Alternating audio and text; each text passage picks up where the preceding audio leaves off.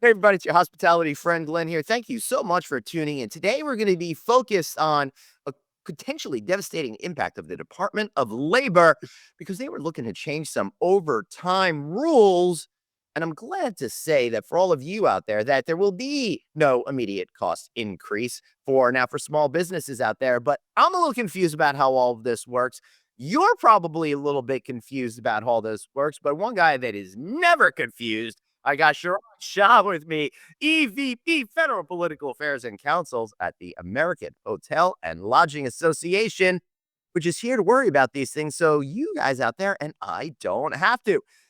Chirag, this whole thing is messing with my brain because I grew up in a world where, if you worked full time, then you got one check at the end of the week, period, the end, whether I worked 29 hours or 4,000 hours per week. Why did that change? When did that change? How did that change? And what's going on with all this change?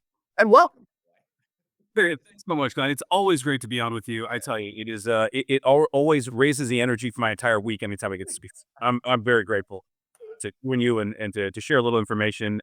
It's always confusing when things come out from a government agency. It's always in legalese, and so Well, my rule is if they put out something and they title it a bill, then you know exactly what it means by doing the opposite.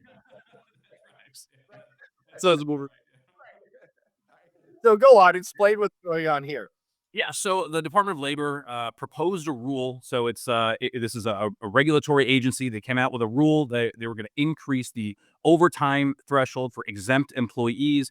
So folks in an executive or an administrative or professional capacity. And basically, the major distinction is who is salaried versus who is hourly.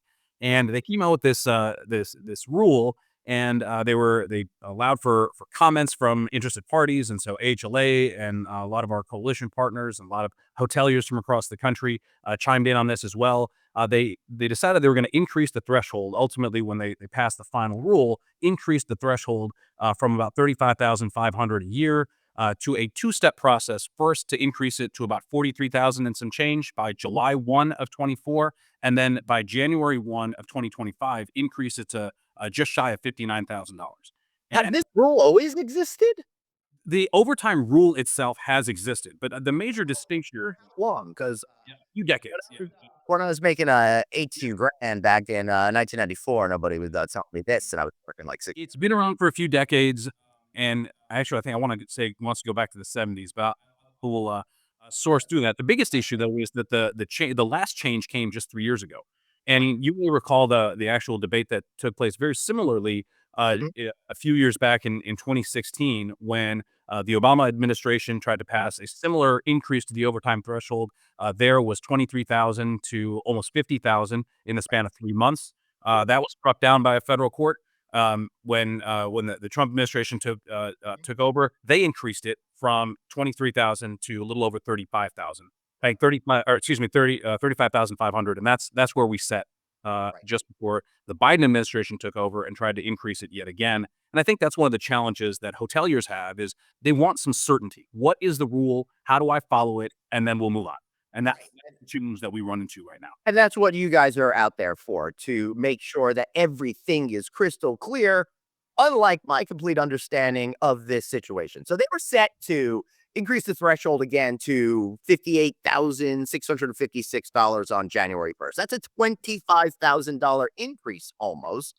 What is the practical effect of if that would happen for, let's say, the average hotelier out there? Yeah.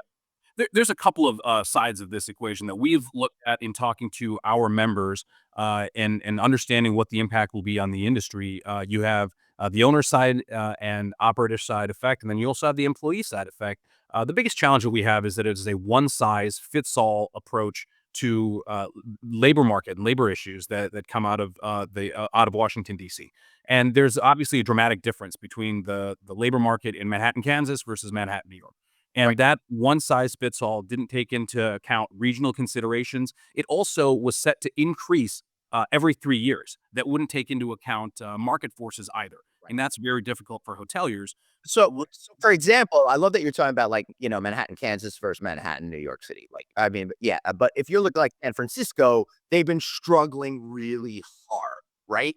So if they're in the same condition they are now 3 years from now, then a more salary threshold could put those hotels even more Yep. financial power. That's a great point. That's an absolute great point.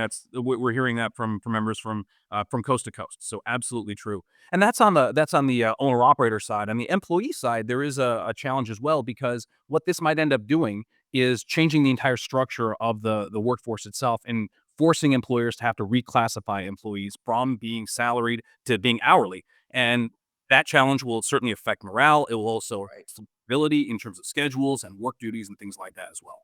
That's really crazy that they would even do this. But then again, I mean, we're all used to this. Government loves to try to do stuff that's crazy, and that's why we need great associations like the AHLA to explain how reality actually works and get them out of their little political bubbles over there.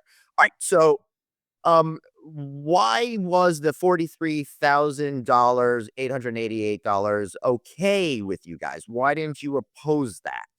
Yeah, so we our coalition got together, and a lot of credit to Kat Fonda from our team who runs our labor policy shop and helped to head up the lawsuit against the DOL. But we Right. reached out to our members to understand, all right, what are the implications that this too steep process had. We were expecting the DOL to come with just sort of the larger number, and so we ended up going back and doing the research to make sure that we understood this.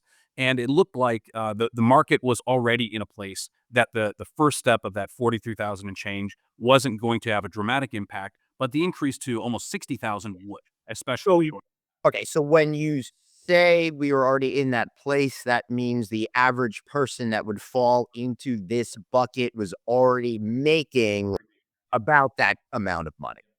That was our understanding from hearing from folks again across the country, but also That makes sense. since talking to folks in specific regions where there may be a bigger impact. But this is what we're hearing. Yep. Yeah, I mean, I'm here in New York, Long Island. Obviously, the general manager or some other executive at a property is making at least $43,888. But as you pointed out in that Manhattan, Kansas example, that may or may not be true in that particular jurisdiction, right?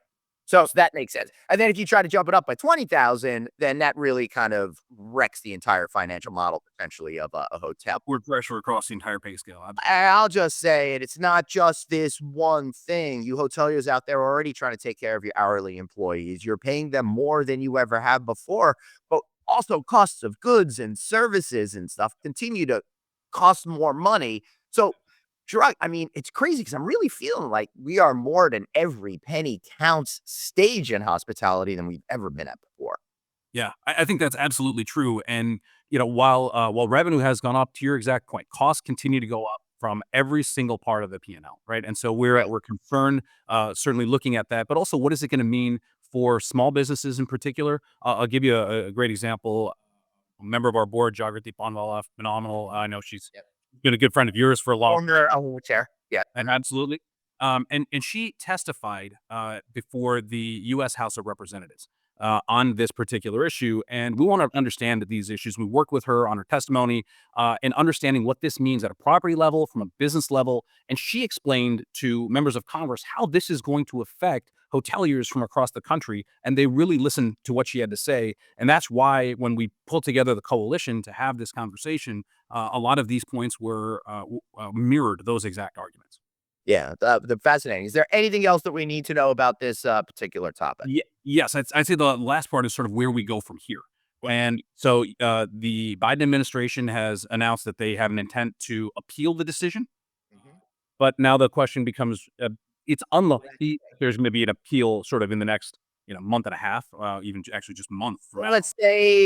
let's say if the appeal was done today, come January 20th, can't they just rescind that appeal? And then that's administration chooses to do that? Well, and that's the question. So, does the Trump administration carry on with the appeal? It looks like that's similar to what happened, 4 year or yeah, before just about you might be yeah, just about 4 years ago. So we're expecting a similar trajectory to take place. But then what happens next? Does the Trump administration then increase it again based on the similar methodology they did the last time when they increased it from 23 to 35? So there's a lot of open questions coming next, but ultimately we're here making sure that hoteliers' bottom lines are protected, and we're looking forward to kind of what comes next.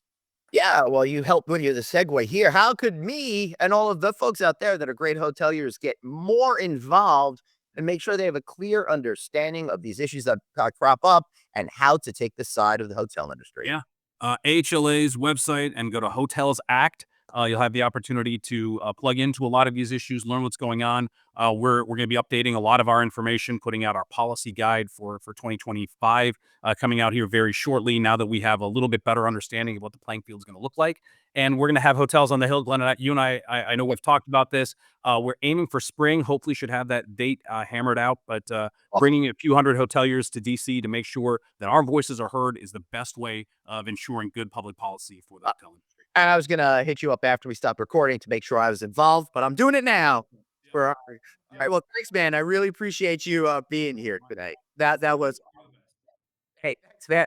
I appreciate you for being out here. Remember, the HLA is out there doing these things. Like, honestly, I'm not following this stuff on an every single day basis, right? So I had no idea that this was going on until they successfully stopped this raise and this threshold increase from moving forward. So make sure you stay connected to what they're doing, participate. And of course, we're going to carry all of the news from the American Hotel and Lodging Association has on novacancynews.com. Thanks for watching. We'll see you next time.